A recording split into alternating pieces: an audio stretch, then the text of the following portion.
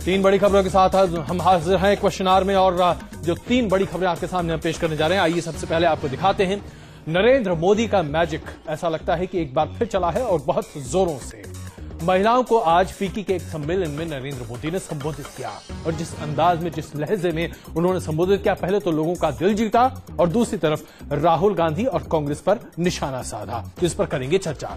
दूसरी बड़ी खबर जो आज आपके सामने पेश करेंगे, मोदी बार बार ऐसा कहते हैं कि कांग्रेस की सरकार या फिर यूपीए सरकार जो विकास के रास्ते में अवरोध और गड्ढे, उनके शब्द का अगर इस्तेमाल किया जाए, उनका जो गड्ढों का इस्तेमाल हो रहा है और कहीं ना कहीं कांग्रेस की वजह से देश की जो दुर्दशा है, अगर उससे आगे निकलने का कोई रास्ता है तो नरेंद्र मोदी के पास है। ये रास्ता सिर्फ वही आगे दिखा सकते हैं, तो इस पर भी करेंगे चर्चा। और तीसरी बड़ी खबर जो आज आपके सामने हम पेश करेंगे, नरेंद्र मोदी क्या अपने आप को एक इतने बड़े ब्रांड के तौर पर स्थापित कर चुके हैं कि नरेंद्र मोदी आज ब्रांड बीजेपी से भी बड़े ब्रांड बनते चले जा रहे हैं? इस पर करेंगे हम बड़ी चर्चा। तो आइए सबसे पहले आपके सामने ये पेश करते हैं कि आज नरेंद्र मोदी ने किस तरीके से अपना जादू बिखेरा। लोग कहते हैं कि अगर बेहतरीन खाना सामने रख दिया जाए तो कोई भी महिला किसी भी मर्द के दिल को जीत सकती है, लेकिन दूसरी तरफ यह भी कहा जाता है कि कोई भी पुरुष किसी महिला को अपने वश में कर सकता है अगर वो बेहतरीन तरीके से अपनी बातों को उसके सामने रख दे। नरेंद्र मोदी ने आज कुछ ऐसा ही किया।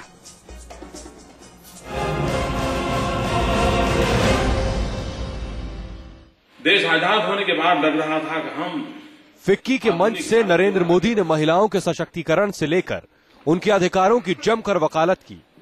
मोदी के पूरे भाषण में गुजरात की महिलाओं के सहारे उनकी सरकार की उपलब्धियों का बखान था। आप माताएं बहनें, आप जानकर के खुशी होगी, देश के लोग मेरे से मुझसे सुन रहे हैं, खुशी होगी, मेरे गुजरात में 300 से अधिक गांव ऐसे निकले जिन्होंने पूरा कारोबार माताओं के हाथ में दिया हुआ है। उन्होंने गुजरात के सफल विकास मॉडल के पीछे अपनी सरकार के महिला सशक्तिकरण के प्रयासों को बताया। ट्राइबल इलाके में वहां की सारी इकोनॉमी का ड्राइविंग फोर्स है तो हमारी वहां की ट्राइबल माताएं बहनें हैं और पुरुषों से डबल मेहनत करती हैं, वो घर चलाती हैं। आज भी हिंदुस्तान का जितना भी डेयरी उद्योग है, पशुपालन है, मैं नहीं मानता हूं उसमें पुरुष का कोई बड़ा कंट्रीब्यूशन है, मिनिमम कंट्रीब्यूशन है। आज जिस अमूल की इतनी बड़ी चर्चा हो रही है, ये अमूल कौन चलाता है? ये गांव गांव बैठी हुई माताएं बहनें जो पशुपालन के लिए अपना जीवन लगाए बैठी हैं और उनके पुरुषार्थ का परिणाम है कि दुनिया के अंदर अमूल एक ब्रांड बन जाती है। हंसी ठहाकों और तालियों की गड़गड़ाहट के बीच मोदी ने भ्रूण हत्या, बिगड़ते लिंग अनुपात और समाज में लड़कियों को समान अवसर जैसे मुद्दों पर खुलकर अपनी राय रखी। मां के पेट में ही बेटी को मार दिया जाए, बेटी होने वाली इसलिए गर्भपात हो, और इस पाप को कराने में न पुरुष पीछे रहते हैं न मां पीछे रहती है। ये 18वीं सेंचुरी से भी हम पीछे गए हैं, इससे बड़ा सबूत क्या चाहिए? आधुनिक भारत महिला सशक्तिकरण की बात पर मोदी ने कहा कि पुरुषों की सोच में आज भी बदलाव नहीं आया है। हम लोगों को घर में भी देखा होगा, बाप और बेटा बिजनेस की चर्चा करते हो, कोई नए डीलिंग की चर्चा करते हो और इतने में मां चाय लेकर के आई हो और 2 मिनट खड़ी होकर के बात सुनने की कोशिश करे तो बाप क्या बोलता है? अरे अरे तुम काम करो, जाओ किचन में जाओ, हम जरा बात करते हैं। यानी जोड़ते ही नहीं है। जरा बताओ तो, जरा सही बोल रहा हूं ना?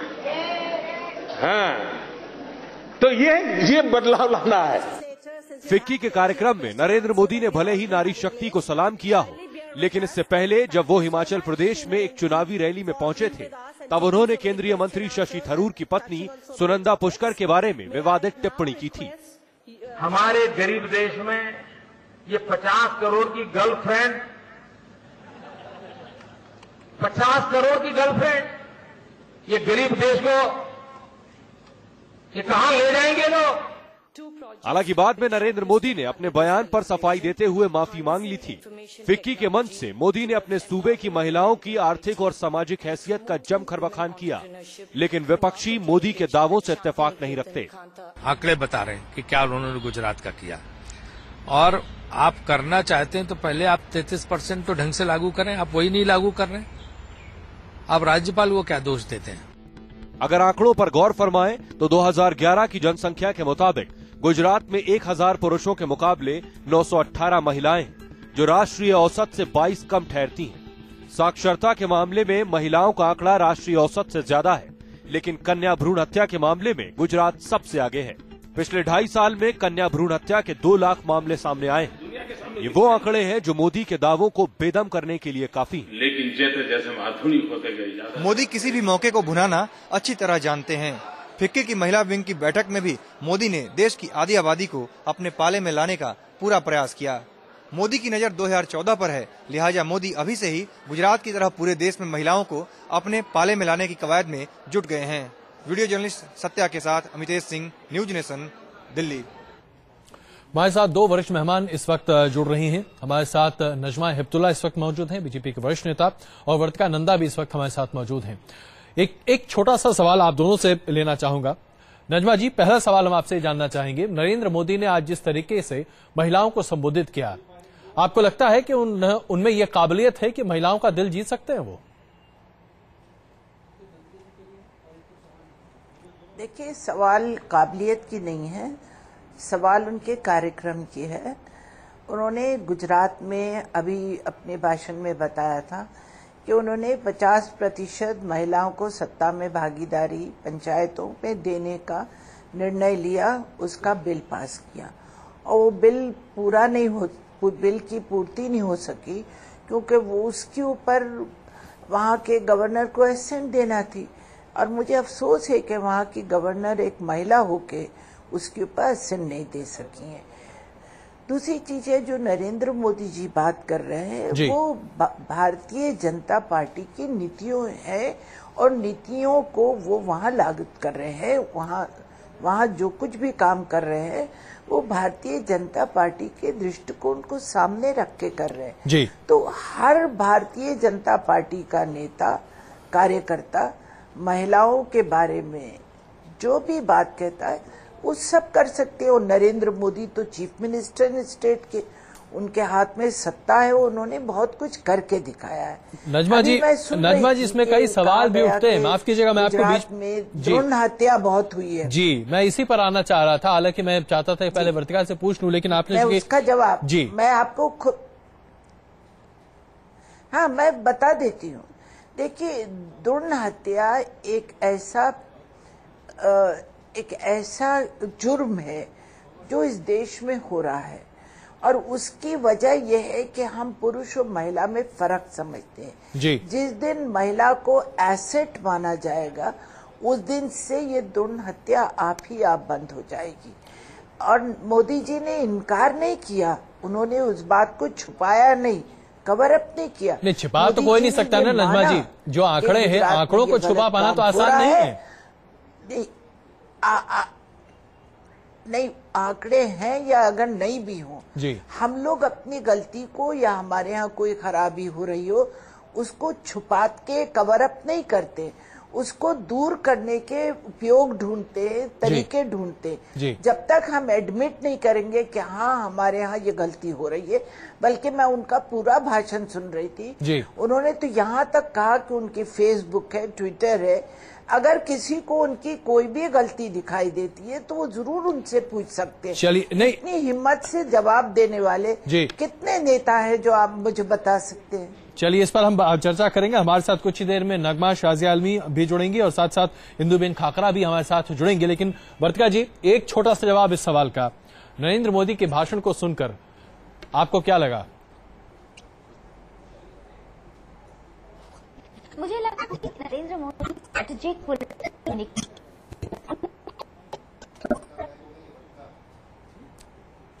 ऐसा लगता है कि कुछ तकनीकी दिक्कत है वर्तिका के पास, फिलहाल हम अभी नहीं पहुंच पा रहे हैं। इंदुबेन खाकरा हमारे साथ इस वक्त मौजूद हैं। इंदुबेन, शायद आप सारे सवालों का जवाब खुद न दे पाएं, या अगर आप देना चाहें तो हम बड़ा उसका स्वागत करेंगे। ये बताइए कि जिस तरीके से आप लोगों की तारीफ की आज नरेंद्र मोदी ने, कहा कि गुजरात में महिलाएं जिस तरीके से आगे बढ़ती हैं सशक्त तरीके से, वो एक नई छवि पेश करती है, क्या मोदी जी की इन बातों से आप प्रोत्साहित होती हैं? नहीं कौन से इंदुबेन खाकरा बोलती रहे, खबर पड़ेगा कौन बोले।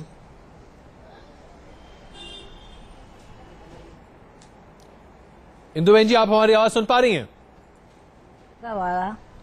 जी, अहमदाबाद से इंदु बहन खाखरावाला। जी, अब ये बताइए कि आज नरेंद्र मोदी ने जो कहा कि औरतें गुजरात में बहुत तरक्की कर रही हैं और आप ही लोग गुजरात को आगे बढ़ा रही हैं, आप इस बात को मानती हैं? आप उसका एक नमूना, आप उसका एग्जाम्पल हैं? हाँ हाँ, बहुत अच्छा लगा।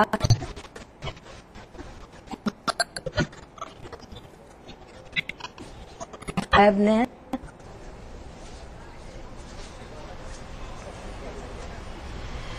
जी बिल्कुल।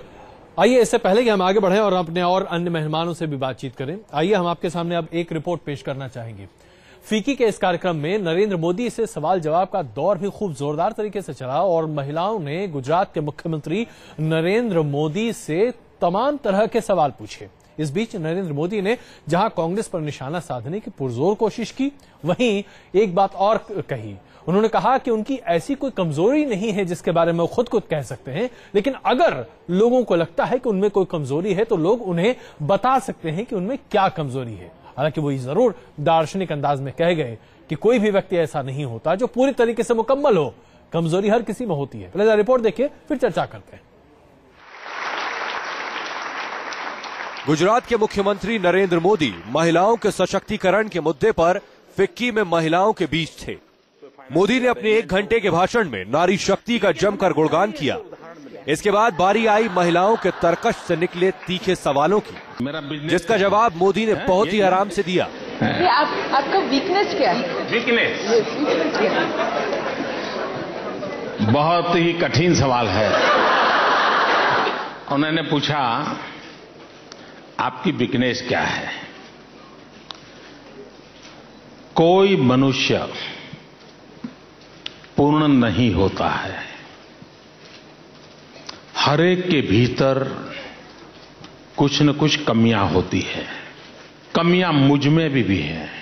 जो एक सामान्य मनुष्य में कमियां होती हैं, वो सारी कमियां मुझ में है। मोदी ने अपनी कमजोरी तो नहीं बताई, लेकिन कमजोरियों को कैसे दूर किया जा सकता है, इसकी नसीहत जरूर दे डाली। मुझे ऐसे संस्कार मिले हैं, जिन संस्कारों ने मुझे सिखाया है कि आप अपने गुणों के आधार पर चलने की कोशिश करो।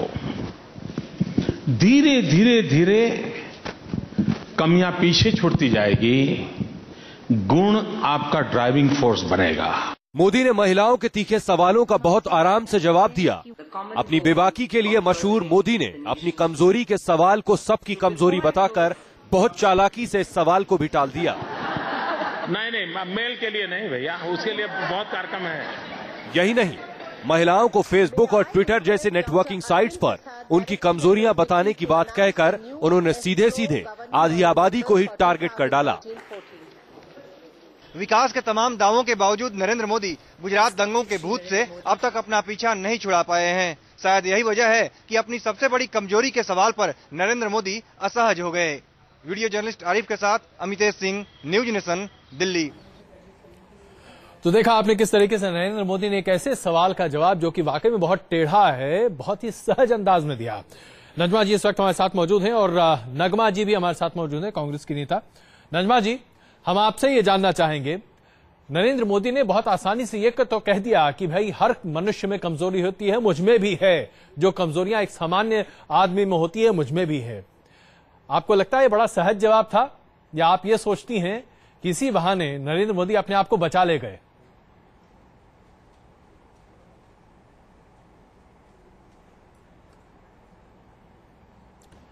नजमा इब्तुल्ला जी, हम आपसे भी इस सवाल का जवाब चाहेंगे। नगमा जी दरअसल अभी हमारी आवाज ठीक से नहीं सुन पा रही हैं। क्या आपको लगता है कि नरेंद्र मोदी जी अपने आप को बचा ले गए? जी, इसमें बचाने का कोई सवाल ही नहीं है। हर इंसान में कमजोरी होती है, मुझ में भी कमजोरी है, आप में भी कमजोरी है जी।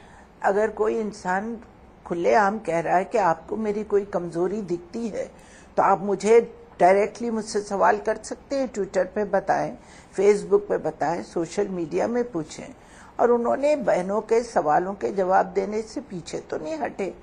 उन्होंने ये तो नहीं कहा आपको तो इसमें क्या खराबी दिखी? नहीं, खराबी बिल्कुल नहीं है। बचाने का क्या सवाल है? नजमा जी, इसमें कोई कमी नहीं है? ना, इसमें खराबी की कोई बात नहीं है। बात दरअसल ये है कि एक बड़ा चतुर जवाब लग रहा है। हम बस इस पर बात कर रहे हैं, इसमें कोई खराबी नहीं है। जाहिर सी बात है, कमी हर किसी में। हाँ, तो वो चतुर्मानस है। अगर वो चतुर नहीं होते तो 3 बार जीत के नहीं आते। पॉलिटिक्स में चतुर ही लोग आते हैं, बेवकूफ लोग नहीं आते हैं। और अगर बेवकूफ आते हैं तो फेल हो जाते हैं। ये बात आप